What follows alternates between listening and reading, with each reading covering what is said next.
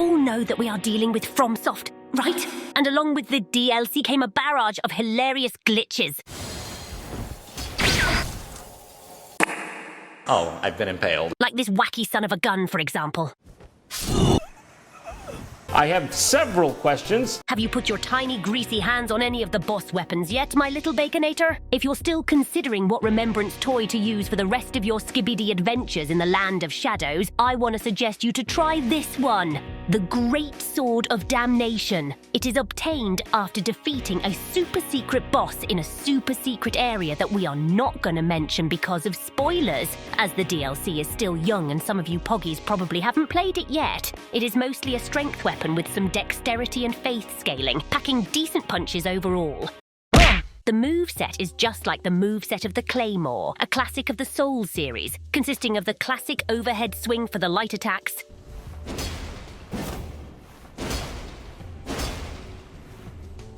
the thrusting heavy attack,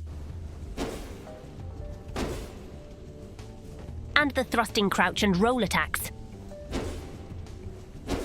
However, if your attention span is slightly bigger than that of a goldfish, you may have realized by now that it is not really the moveset that makes this weapon awesome.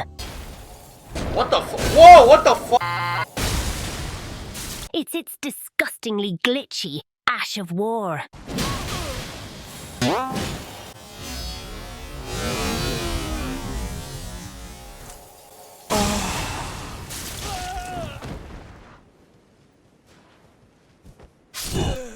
The Ash of War of this golden tampon is called Golden Crux. It is a grab attack where your character does a very goofy jump with a downward stab. And if it connects, it really hurts. No, don't do it!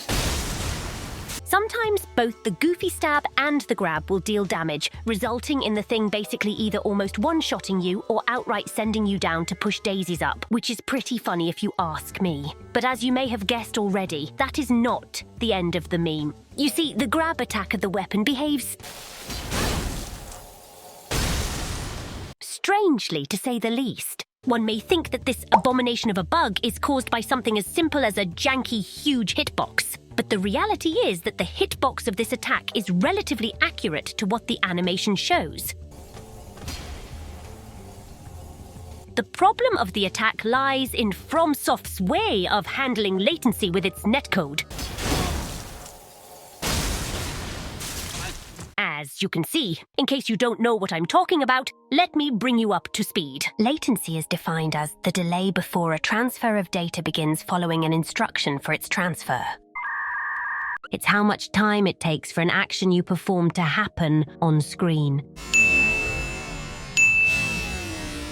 The further away your enemy is from your real-life physical location, the more ping they will have, and the more latency there will be. In low latency, usually the delay is not noticeable, and you can basically play as if there was no latency. But on high latency matches, the latency, however, translates to phantom hits, which are attacks that hit you when they visually should not do it. This happens because in their screen, the enemy hit you, and in the time it took for the hit to register in your screen, you did not dodge. But if the enemy simply dodges during this small delay of data transfer, they will be safe from hits.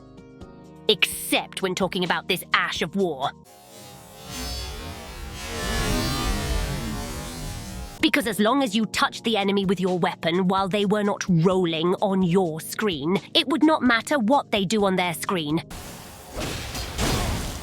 They will get brutally impaled from the inside out no matter what. They basically have to roll preemptively to avoid the damage.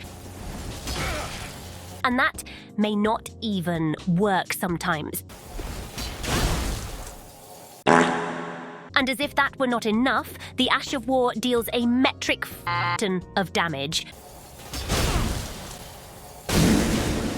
which can be amplified by both the Shard of Alexander and the Dagger Talisman. Another great reason to level Vigor, mind you, and has immovable hyper armor, being capable of tanking nearly anything once you're in the air.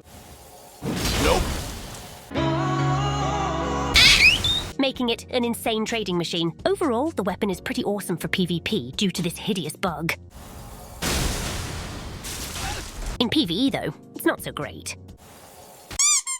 If we're not mistaken, you're already salivating at the thought of trying this weapon in PvP. So let me break down the build for you. We're doing a level 139 Vagabond with 60 Vigor, 29 Endurance, 65 Strength, 18 Dexterity, and 20 Faith. The 18 Dexterity points will come in handy in case we need to use the Fire Knight's Greatsword for certain circumstances.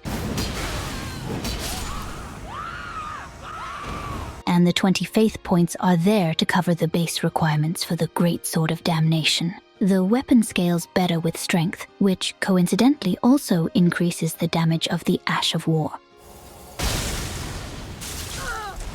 We're using heavy armor and the Bullgoat Talisman for the poise, as well as the Shard of Alexander and the Dagger Talisman to enhance the Ash of War. The way you want to make the weapon work is by making it not so obvious that your intentions are to impale the guy's urethra. So make good use of the hyper armor of the sword and trade with smaller weapons.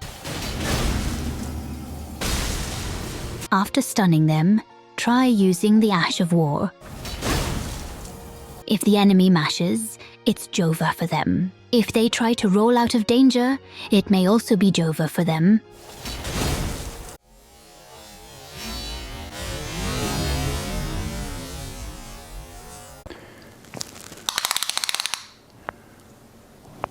That's quite big. When fighting bigger weapons, you can try and predict when your enemy is going to attack.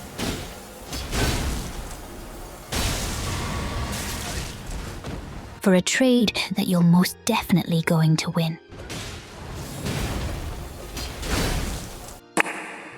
It's also really funny to watch PvE players still taking swings at the grab invincibility frames after 2 years of the game being out.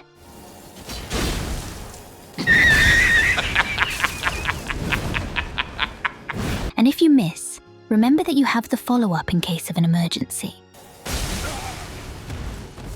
Also, in case it wasn't obvious, this Ash of War cannot be blocked.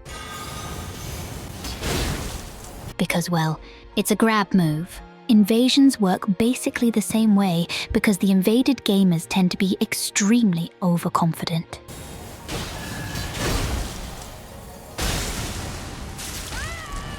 What just happened?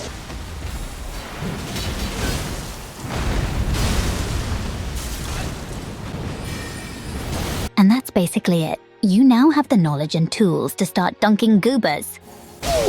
Happy dunking, loser! Don't listen to her. You're not a loser. You're my little silver spork. And that's why we're doing Mystery Thingy. The mystery thingy of our last video was the dry leaf arts. Big congrats to the little crunchy leaves who answered correctly. Here's the new mystery thingy of today's video, which you can answer in the comments below. Don't forget to like the video and subscribe to our channel if you enjoyed it, sweet little Lego piece. We'll be seeing you in our next broken DLC thingy. Bye.